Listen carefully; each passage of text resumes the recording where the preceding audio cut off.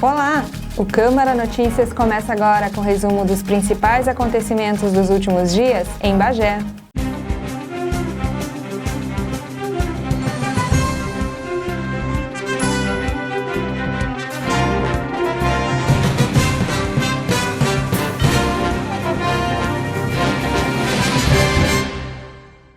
Esclareça dúvidas sobre o CAD Único e o Bolsa Família. Desde 2003, o Cadastro Único se tornou o principal instrumento do Estado brasileiro para a seleção e a inclusão de famílias de baixa renda em programas federais, sendo usado obrigatoriamente para a concessão dos benefícios do programa Bolsa Família, da Tarifa Social de Energia Elétrica, do programa Minha Casa Minha Vida, da Bolsa Verde, entre outros.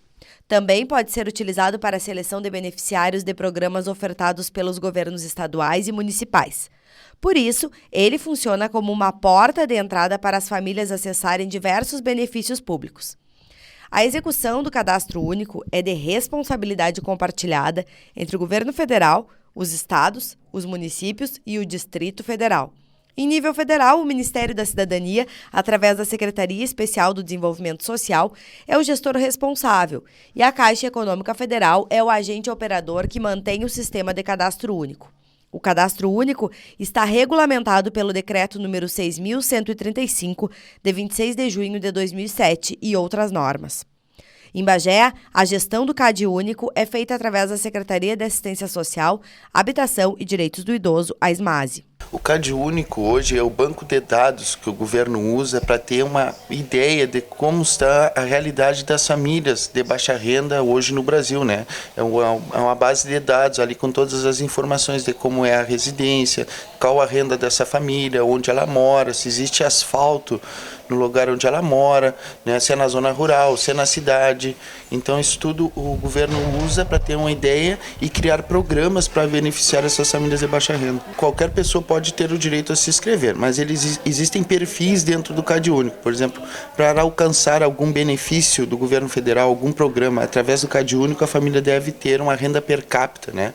Dividida pela pessoa na casa, renda familiar dividida de meio salário mínimo. Ele já consegue alcançar alguns benefícios, como tarifa social na luz, tarifa social de água, né? Tem direito a outros benefícios que é o ID Jovem, ali para estudantes, para adquirirem meia passagem interestadual, meia entrada em eventos culturais, como teatro, cinema. Então isso já são alguns programas, né? Mas, por exemplo, famílias também com a renda superior de 0 a R$ 1.800, eles conseguem se inscrever, por exemplo, no programa Minha Casa Minha Vida. Então, existem vários critérios dentro do CAD Único. Muitas dúvidas giram em torno da concessão do benefício Bolsa Família. O coordenador do Cadastro Único, Paulo La Roça, esclarece como são selecionadas as famílias aptas a receberem o benefício. O Bolsa Família hoje é o carro-chefe do Cadastro Único, né? O que tem mais visibilidade, assim. Então, o Bolsa Família é para uma renda per capita de R$ 178. Então, é para famílias na situação de extrema pobreza, né? De 0 até R$ 170 eles conseguem adquirir esse benefício. Essa seleção ela é feita pelo governo federal, pelo Ministério do Desenvolvimento Social, que hoje mudou a nomenclatura, né?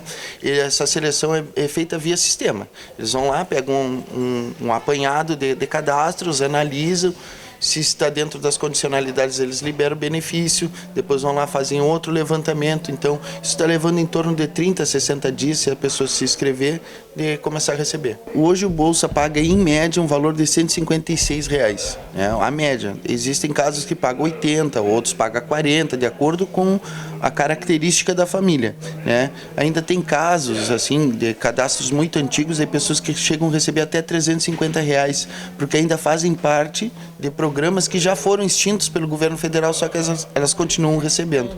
Mas em média R$ 156. Hoje nós temos dentro do CAD Único cadastrados 17 mil famílias, né? Mas dentro desses 17 mil que tem a característica do Bolsa, que recebe esse benefício, são 7.600, né?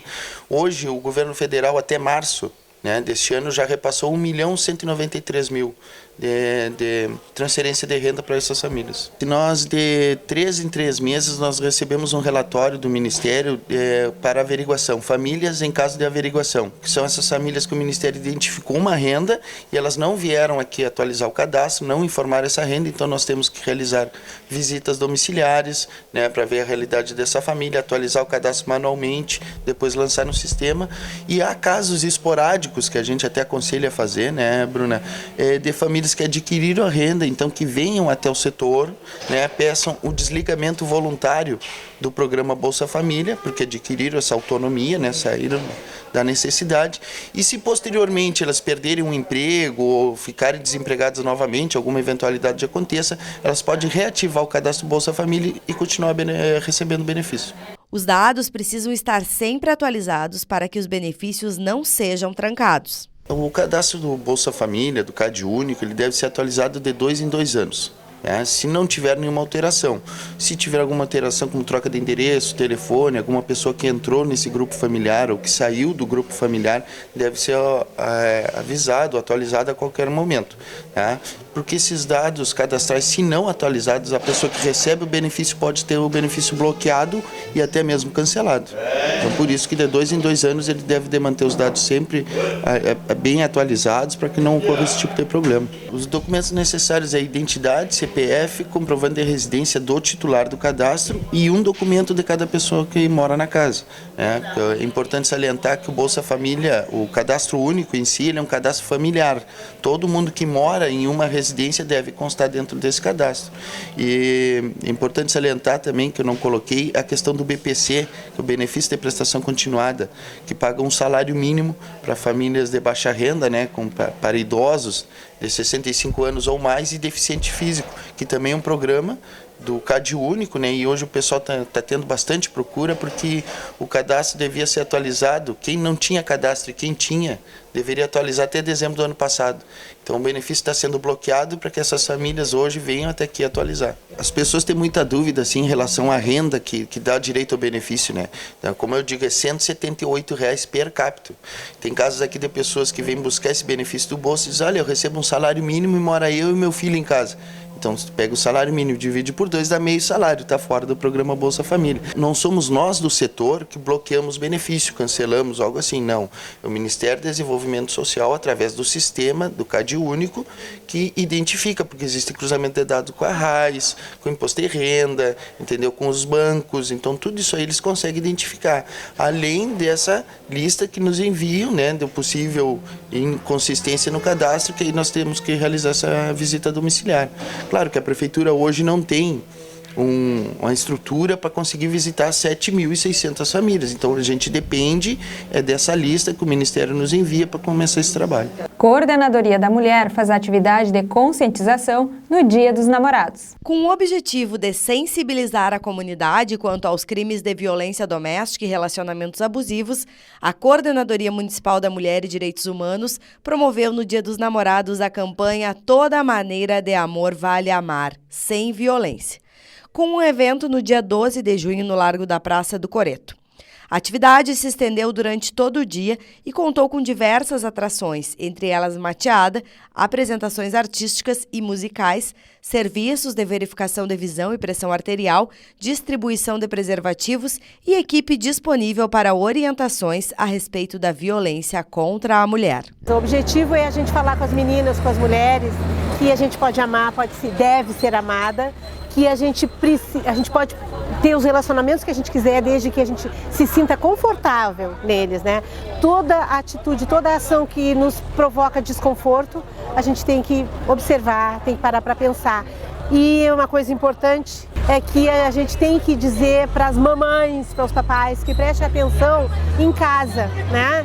Preste atenção nas meninas que estão começando nessas relações, como é que está esse comportamento, né?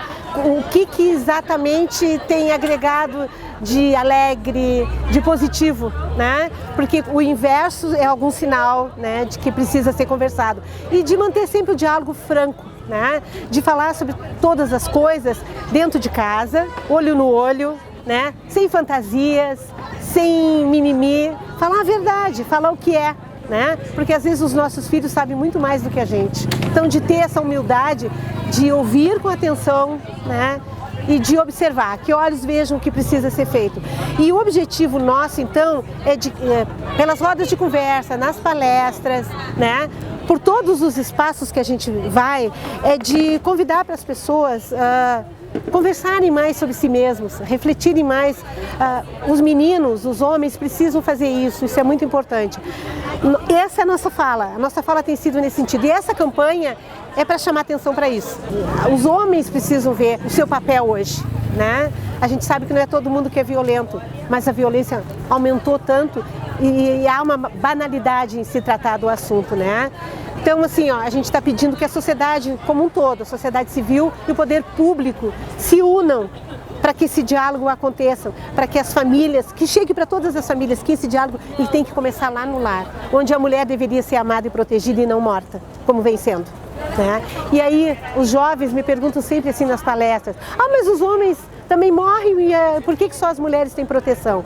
Os homens também morrem, mas eles não morrem raramente dentro de casa vítima pela companheira. Eles morrem no trânsito, porque andam em alta velocidade, porque não cumprem regras de trânsito. Eles morrem vítimas do tráfico, eles morrem em brigas de rua. Eles não morrem no leito, dentro de casa, nas mãos de quem amam, né, ou por quem deveriam se sentir amados. Então, essa é a diferença. Nós precisamos de proteção para a mulher porque ela morre no secreto, né? E ela não morre naquele dia só, ela já vem morrendo há algum tempo, sendo vítima da violência psicológica, da violência sexual, da violência moral. A física é o estanque. Então, a gente precisa falar disso, né? A gente precisa mostrar isso para a sociedade, porque essa é a nossa cara. Se a sociedade está doente, é porque o lar está precisando de atenção. Aquele cantinho lá, que não importa se ele é de lona de lata, se ele é de tábua, se ele é de tijolo, se ele é a mansão, lá dentro acontece alguma coisa que é muito triste e a gente precisa falar sobre isso. E é isso que a gente vem fazendo. O dia 12 de junho também foi comemorado no Centro do Idoso. Para provar que o amor não tem idade e celebrar o Dia dos Namorados, foi realizado um baile no Centro do Idoso na tarde de 12 de junho. Além de dançar, os participantes concorreram a brindes sorteados no local e fizeram a doação de alimentos e fraldas que serão doados para as instituições geriátricas da cidade.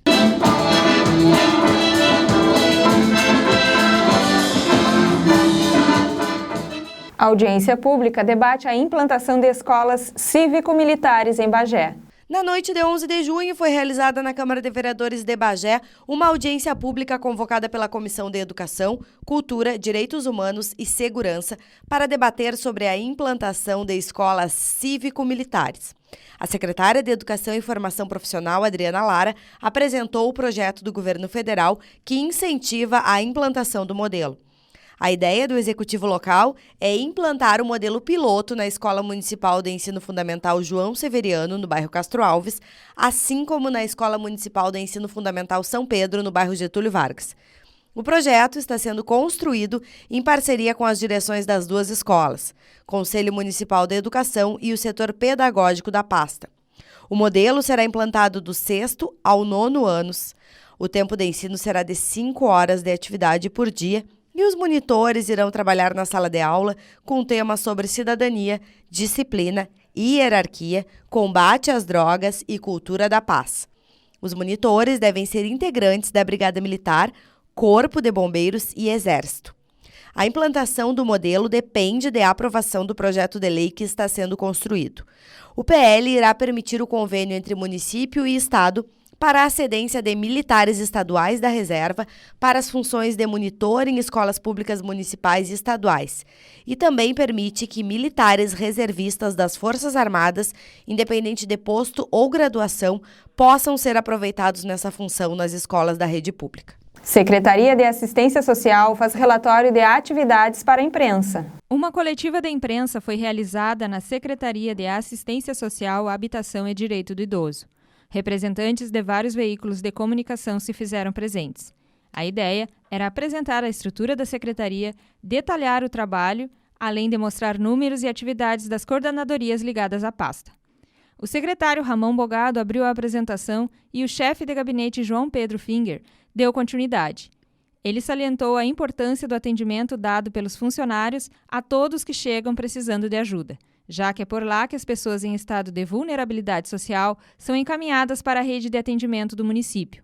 A SMASE é a maior secretaria de Bagé. Por isso, como forma organizacional, foi criado pelos gestores um organograma, que fica dividido em gabinete, assessoria técnica especializada, conselhos municipais, coordenação de proteção social básica, que abrange os 3 centros de referência de assistência social, que ficam localizados nos bairros Prado Velho, Damé e Ivo Ferronato, e a acolhida social, coordenação de proteção social especial de média e alta complexidade, responsável pelo Centro de Referência Especializado de Assistência Social e ainda pelas casas de acolhimento, Casa da Mulher, Casa do Adolescente, Casa do Guri, Albergue e Cative. Coordenação administrativa, coordenação de habitação, que compreende o setor de cadastro, setor habitacional e de regularização fundiária. Coordenação de políticas para a pessoa idosa. Coordenação de Cidadania e Trabalho, que abrange o Centro Social Urbano, Centro de Panificação e Confeitaria, Restaurante Popular e Casa de Cursos. Coordenação de Economia Popular Solidária, responsável pelas oficinas de qualificação do quilômetro 21. E, por fim, a Coordenadoria da Mulher e Direitos Humanos. Também foram apresentados alguns números, como mais de 2.500 famílias que já foram acompanhadas nos centros de referência, 1.282 encaminhamentos de regularização fundiária e 486 pacientes atendidos em um ano pela Casa de Acolhimento em Porto Alegre, que recebe bagéenses em tratamento fora de domicílio. Exército de Bagé envia 22 militares para a fronteira com a Venezuela. A 3ª Brigada de Cavalaria Mecanizada vai contar com o trabalho de 160 militares da região na Operação Acolhida. O grupo vai trabalhar na cidade de Boa Vista, capital de Roraima, onde atualmente estão mais de 6.000 venezuelanos. O anúncio foi feito pelo coronel Carlos Augusto Ramírez Teixeira na manhã de 12 de junho, no quartel-general. Do total de militares, 22 são de Bagé. Os outros são das cidades de Jaguarão, Dom Pedrito, Santana do Livramento e São Gabriel. Eles vão trabalhar em setores diferenciados de segurança, lavanderia, atendimento médico, odontológico, atividades socioeducativas, esportivas e culturais, sempre com foco no relacionamento humano. Os militares já foram selecionados e começam o treinamento na próxima semana. A viagem acontece de 8 a 12 de julho. Eles permanecem em operação durante 4 meses. Eu fico muito satisfeito de ter sido escolhido, a brigada, de ter sido escolhido para participar, que eu acho que é uma oportunidade ímpar, do nosso soldado aqui da fronteira, do Pampa, conhecer a nossa Amazônia brasileira. O simples fato de fazer essa viagem já é um ganho para todos nós, E, volto a dizer, passar nesse contato com agências nacionais e internacionais tratando de um assunto humanitário, que é bastante caro para todos nós. Nossa missão prioritária é cuidar dos abrigos. Nós vamos para Boa Vista e 160 militares vão para Boa Vista, sob comando do Tenente-Coronel Rosito, que é hoje comandante do 9º Regimento de Cavalaria Blindado. E a nossa missão prioritária é prover a segurança dos abrigos, apoiar na parte sanitária, na parte de saúde, na parte sociocultural, esportiva. Então os abrigos são cuidados, entre aspas, pelos militares. O processo final, o estado final desejado é que essas pessoas ou consigam retornar para o seu país ou que consigam um emprego, seja lá em Boa Vista, seja nas capitais brasileiras. Há sem dúvida o crescimento profissional, mas particularmente pelo crescimento pessoal. São 4 meses fora de casa, é um contato com mais de 100 agências estrangeiras, haverá certamente contato com espanhóis, com pessoas que falam inglês, francês, é uma dinâmica diferente, é um contato humanitário, traz muitos desafios, Então tem a parte militar, profissional, obviamente, mas eu diria que o maior ganho é para a pessoa, como ser humano. Clube Comercial doa acervo para o Arquivo Público Municipal. Parte da história da Rainha da Fronteira está guardada no Arquivo Público Municipal Tarcísio Taborda. O acervo passa a contar também agora com os documentos do Centenário Clube Comercial de Bagé. São livros de atas, álbuns de debutantes e registros que contam um pouco da história da vida social da cidade. O presidente Roberto Bandeira está à frente da entidade há cerca de 14 anos e fez questão de realizar a doação pessoalmente. Não há local mais indicado para preservar essa história do que o arquivo municipal, ainda mais tendo à frente uma pessoa do gabarito do Cláudio aqui, que é uma referência nessa parte, não só em Bagé, como acho que no estado. A ideia já é começar a preservar então a história. Exato. Porque eu quando assumi a primeira vez, na década de 90, eu já encontrei muito pouco material, muito de material deteriorado. Então alguma coisa a gente conseguiu salvar e sabe que isso, para preservar, realmente tem que ir para um local adequado que vá dar o tratamento que merece. Em breve, o arquivo vai ter um espaço destinado especialmente para manter os registros dos clubes sociais da cidade. A importância é imensurável, né? Nós ficamos assim orgulhosíssimos da sensibilidade do Roberto, né, em lembrar do arquivo público e confiar no arquivo público como guardião da memória. A importância é que, por incrível que pareça, as pessoas talvez não tenham a percepção de notar, mas a história de Bagé se conta também pela sua vida social, pelos seus costumes, pelos seus hábitos, e isto está presente no clube comercial como nas outras entidades, nas outras associações. E hoje nós estamos, assim, em primeiro lugar, recebendo do Bandeira, que teve essa brilhante ideia de confiar no arquivo público, e isso foi importantíssimo, porque na medida que o Bandeira manifestou esse desejo, eu ventilei para outras entidades, co-irmãs do clube comercial, e todos acharam magnífico. Então essa primazia do clube comercial através do Bandeira é importantíssimo para a cidade de Bagé. Bastou o Bandeira anunciar que traria isso para cá. Nós vamos higienizar agora, nós temos aqui uma mesa de higienização que vocês conhecem, já foi divulgada na própria TV Câmara. Nós vamos classificar, nós temos fotógrafo aqui, o Cid Marinho vai organizar uma mostra fotográfica de toda a evolução daquela documentação que foi salva, que está aqui conosco, né?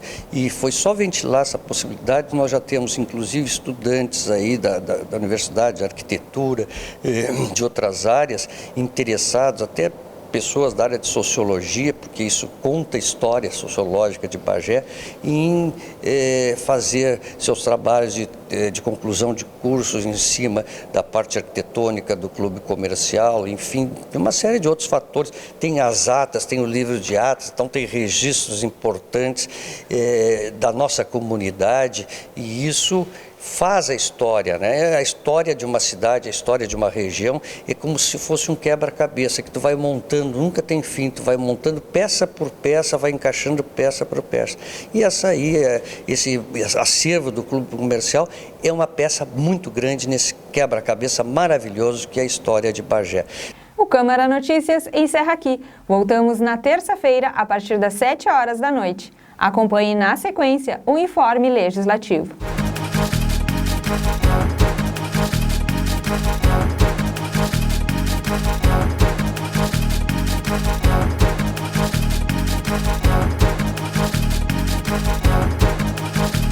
Thank you.